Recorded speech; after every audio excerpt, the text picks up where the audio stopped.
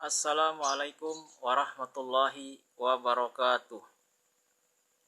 Selamat malam, selamat berjumpa kembali dengan Bapak dari Gerai Tak Bernama.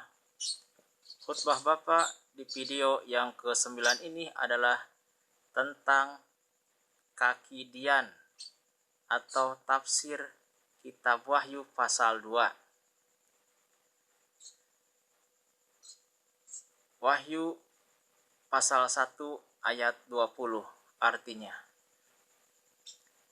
dan rahasia ketujuh bintang yang telah kau lihat pada tangan kananku, dan ketujuh kaki dian emas itu, ketujuh bintang itu adalah malaikat ketujuh jemaat, dan ketujuh kaki dian itu adalah ketujuh jemaat. Kaki dian yang dimaksud adalah para nabi. Ini bisa kita lihat di Wahyu 11 ayat 4 dan Wahyu 11 ayat 10. Bahwa kaki dian yang dimaksud adalah nabi. Wahyu 11 ayat 4 artinya, mereka adalah kedua pohon zaitun dan kedua kaki dian yang berdiri di hadapan Tuhan semesta alam. Dan jikalau ada orang yang hendak menyakiti mereka, keluarlah api dari mulut mereka, menghanguskan semua musuh mereka. Dan jika ada orang yang hendak menyakiti mereka, maka orang itu harus mati secara itu.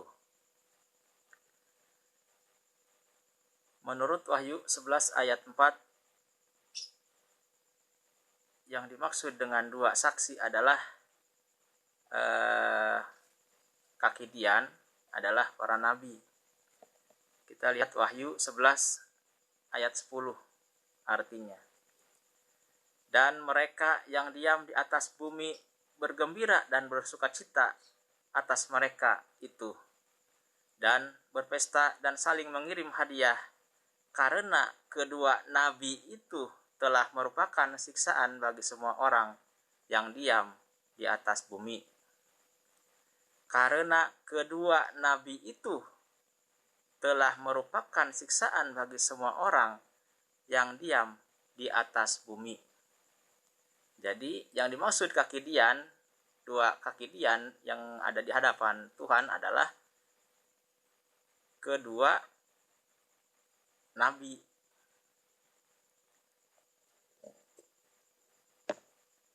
Tujuh roh Allah yang diutus ke seluruh bumi yang disebut di Wahyu pasal 5 ayat 6 adalah roh yang diberikan kepada para nabi.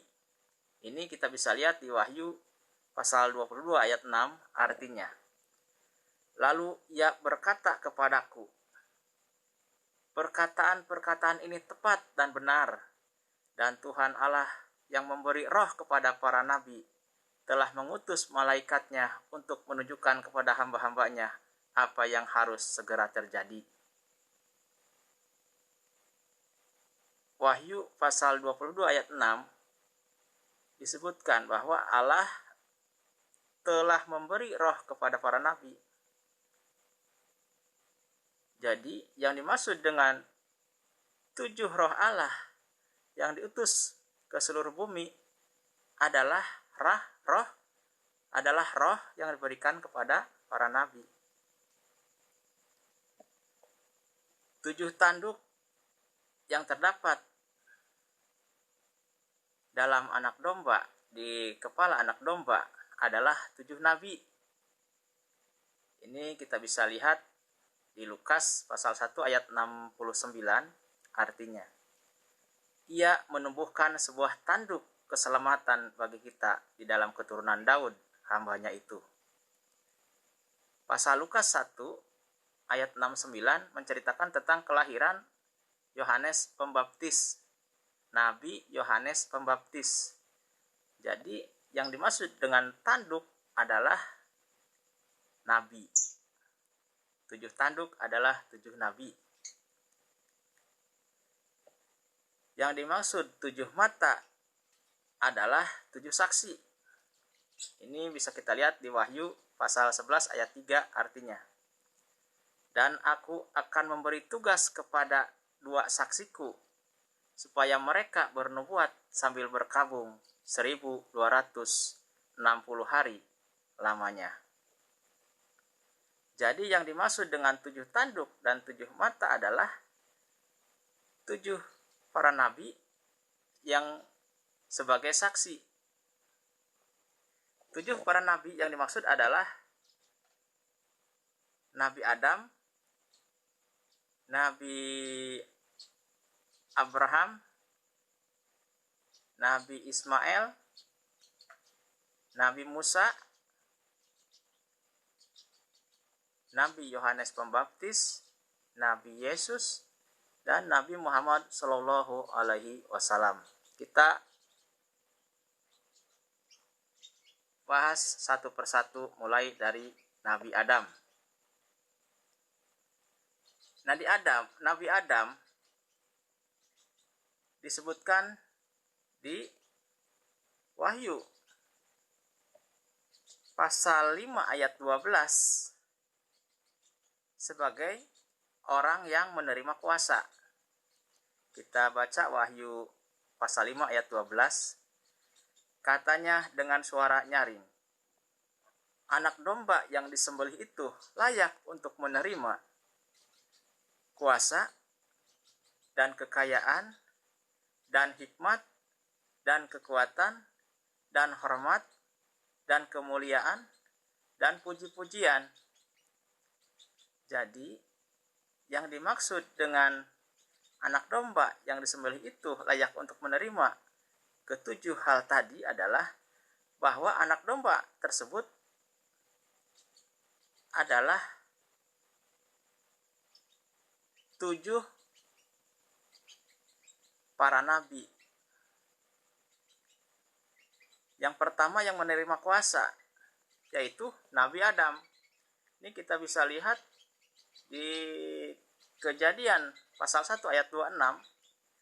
Berfirmanlah Allah, baiklah kita menjadikan manusia menurut gambar dan rupa kita, supaya mereka berkuasa atas ikan-ikan di laut dan burung-burung di udara dan atas ternak dan atas seluruh bumi dan atas segala binatang melata yang merayap di bumi. Jadi menurut Kejadian pasal 1 ayat 26, yang menerima kuasa adalah Adam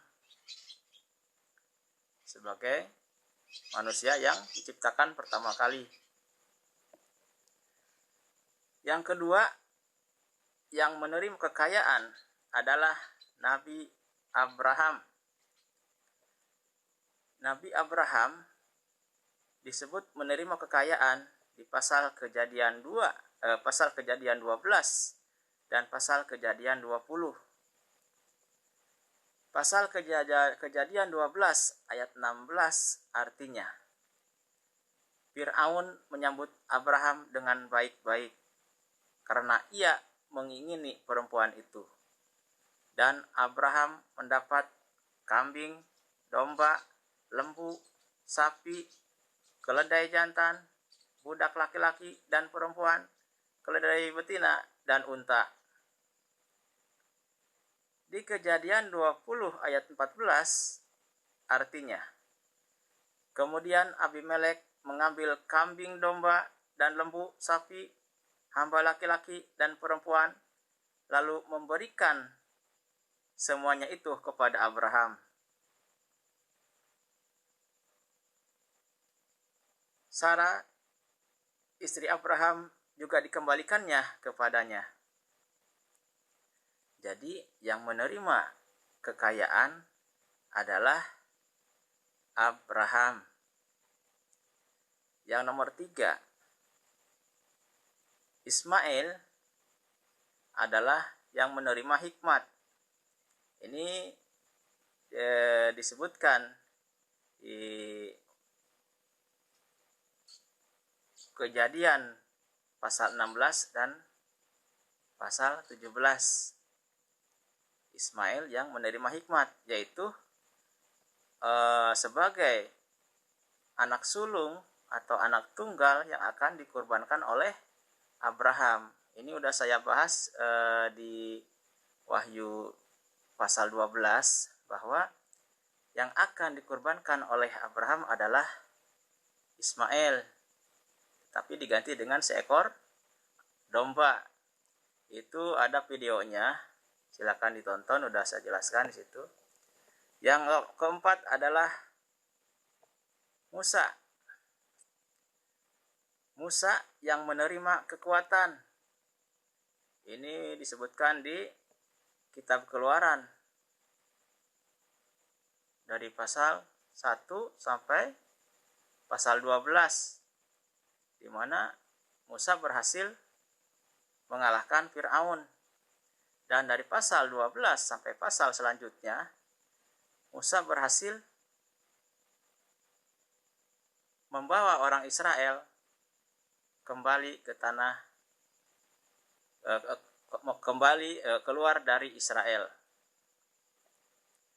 Jadi Musa berhasil membawa orang Israel keluar dari perbudakan.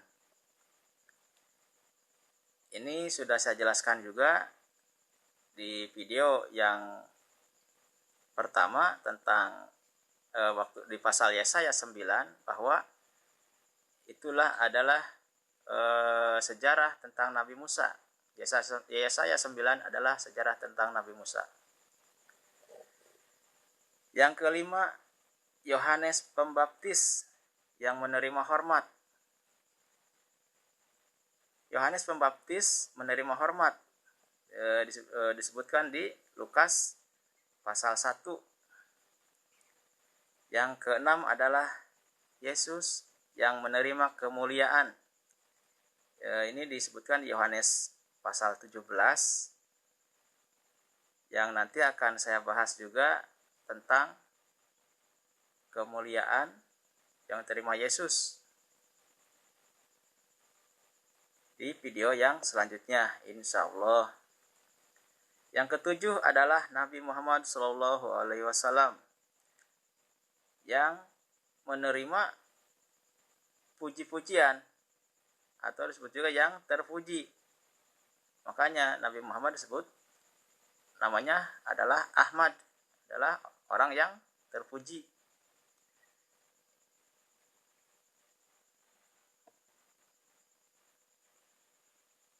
Kita kembali ke tafsir Wahyu 2, yaitu Wahyu 2 ayat 1, jemaat Efesus.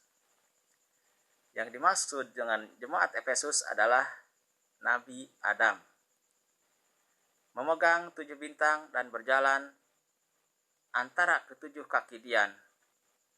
Yang dimaksud dengan 7 kaki Dian, berjalan antara ketujuh kaki Dian, adalah 7 nabi atau 7 rasul. Di Wahyu pasal 2 ayat 3 sampai ayat 6, iblis yang bernama Nikolaus mencobai Adam dan Hawa. Dan Adam berhasil digoda. Tetapi setelah itu Adam bertobat dari memakan buah pohon kehidupan. Di pasal Wahyu pasal 2 ayat 7, yang menang dalam cobaan akan diberi makan dari pohon kehidupan yang ada di Taman Firdaus. Ini tentang menceritakan tentang Wahyu 2 ayat 1 sampai 7 adalah jemaat Efesus atau jemaat Nabi Adam. Ini menceritakan tentang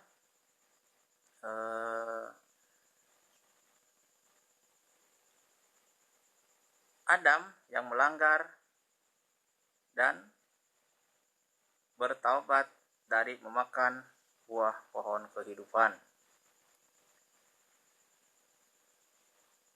Wahyu pasal 2 ayat 8, jemaat Smyrna. Jemaat Smyrna adalah Nabi Abraham atau jemaat Abraham, Bapak segala bangsa atau mahkota kehidupan. Wahyu pasal 2 ayat 9 sampai ayat 10 artinya, Abraham asalnya miskin, tetapi berkat kecantikan istrinya Sarah, raja-raja memberi kekayaan kepada keduanya, dan akhirnya mereka kaya raya. Ini kita sudah jelaskan tadi di atas di kitab Kejadian bahwa Abraham yang menerima kekayaan. Wahyu pasal 2 ayat 11 adalah jemaat Pergamus. Yang dimaksud dengan jemaat Pergamus adalah Nabi Ismail atau jemaat Ismail. Anak yang akan dikurbankan di Wahyu 12 yang dijelaskan oleh Kejadian 16. Ini videonya udah saya bikin, silakan dilihat lagi. Wahyu pasal 2 ayat 18 adalah jemaat Tiatira. Jemaat Tiatira adalah Musa yang identik dengan penampakan Allah dalam menyala api. Di Wahyu pasal 2 ayat 23, anak-anak di zaman Musa akan dimatikan atau dibunuh oleh Fir'aun. Dan ini semuanya mengetahui kekejaman Fir'aun. Sudah rahasia umum bahwa anak-anak waktu di zaman Musa itu akan dibunuh oleh Fir'aun yang laki-laki. Wahyu pasal 2 ayat 27, Musa akan memerintah dengan tongkat besi. Yang memerintah dengan tongkat adalah Musa. Wahyu pasal 3 ayat 1, jemaat Sardis adalah Yohanes Pembaptis yang memiliki roh Allah. Di Wahyu pasal 3 ayat 1, Yohanes berjaga-jaga untuk kedatangan Yesus dan memberi jalan untuk kedatangan Yesus. Wahyu pasal 3 ayat 7, jemaat Philadelphia adalah Yesus. Inilah firman dari yang kudus, yang benar, yang memegang kunci Daud. Inilah firman dari yang kudus, yaitu yang kudus adalah Yesus. Makanya jemaat Philadelphia adalah Yesus. Wahyu pasal 3 ayat 14, jemaat Laodika adalah Nabi Muhammad Shallallahu Alaihi Wasallam atau jemaat Nabi Muhammad. Inilah firman dari Amin, saksi yang setia dan benar permulaan dari ciptaan Allah, yang tidak panas dan tidak dingin, yaitu suam-suam hukum. Yang dimaksud dengan suam-suam hukum adalah sedang-sedang saja. Inilah firman dari Amin. Nah, ini Amin yang dimaksud adalah Nabi Muhammad SAW. Jemaat Laodika adalah jemaat Nabi Muhammad. Di Wahyu 3 ayat 16, Allah akan memberikan firman-Nya dalam mulutnya. Dan ciri-ciri Nabi Muhammad disebutkan di Wahyu 3 pasal 17 adalah miskin, buta huruf, malang, dan anak yatim piatu. Al-Amin adalah gelar atau sebutan Nabi Muhammad yang dapat dipercaya. Artinya dapat dipercaya, Al-Amin. Di Yohanes 14 pasal 16 sampai 17 disebut juga adalah sang penolong lain, atau di Yohanes pasal 15 ayat 26 disebut juga sang penghibur, yaitu roh kebenaran. Itulah Nabi Muhammad Shallallahu Alaihi Wasallam. Yang di Wahyu 4 itu kita bisa lihat tentang nubuatan Nabi Muhammad SAW. Disebutkan bahwa di Wahyu 4 disebutkan pula 4 makhluk yang menandakan 4 zaman para nabi. makhluk yang pertama adalah seperti singa. Ini zamannya Ismail sebagai seorang pemburu dan pemanah yang di Wahyu 6 sebagai penunggang kuda yang berwarna putih yang memegang panah. Kita tahu bahwa Ismail adalah seorang pemburu dan pemanah. Ini yang dimaksud dengan seperti singa, yaitu seorang pemburu dan pemanah. Yang nomor 2, seperti anak lembu. Ini makhluk yang seperti anak lembu adalah zamannya Nabi Musa dengan dosa anak lembunya. Yang ketiga adalah makhluk yang seperti manusia. Ini zamannya Yesus dengan sebutan Yesus sebagai anak manusia paling banyak di Bible disebut 88 kali. Dan yang keempat adalah makhluk yang seperti burung nazar sedang terbang. Ini zamannya Nabi Muhammad SAW dengan burung surga yang disebut burak, yaitu burung yang membawa Nabi Muhammad SAW ketika Isra Miraj. Makanya dilambangkan sebagai burung nazar sedang terbang.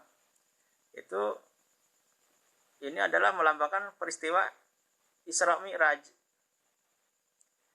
Di Wahyu 6 juga disebutkan bahwa yang dimaksud dengan kuda putih penunggangnya adalah Ismail yang memegang panah sebagai seorang pemburu yang di Wahyu 4 diibaratkan seperti singa sang pemburu. Yang kedua adalah kuda merah padam. Ini kedua kuda merah padam ini penunggangnya adalah Musa yang di Wahyu 4 diibaratkan seperti anak lembu dengan dosa anak lembunya.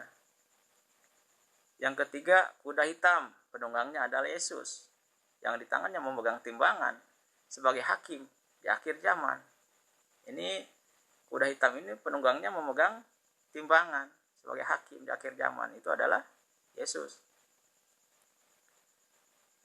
Yesus di Wahyu 4 disebut seperti anak manusia yang disebut paling banyak di Bible sebagai anak manusia. Yang keempat adalah kuda kuning hijau. Yang dimaksud dengan kuda kuning hijau itu penunggangnya adalah Nabi Muhammad SAW. Yang di Wahyu 20 ayat 12 pengikutnya memegang daun palem yang berwarna kuning.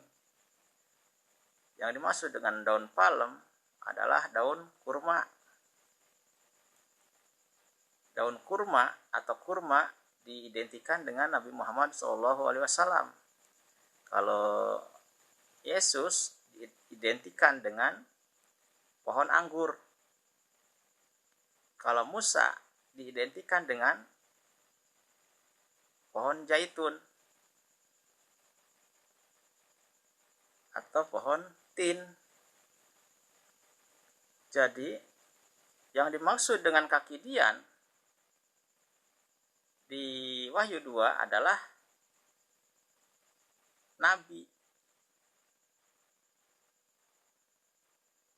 bukan jemaat gereja atau gereja, bukan, itu nabi.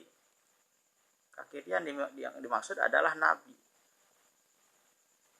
Ini banyak para penafsir dari umat Kristiani yang keliru memaknai kaki dian di sini,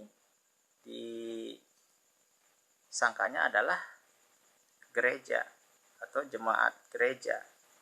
Padahal di Wahyu 11 jelas disebutkan bahwa kaki dian adalah nabi. Saya cukupkan sekian. Nanti kita sambung dengan tafsir Wahyu 1. Mudah-mudahan nanti secepatnya saya selesaikan tafsirnya. Billahi taufiq wal hidayah. Wassalamualaikum warahmatullahi wabarakatuh.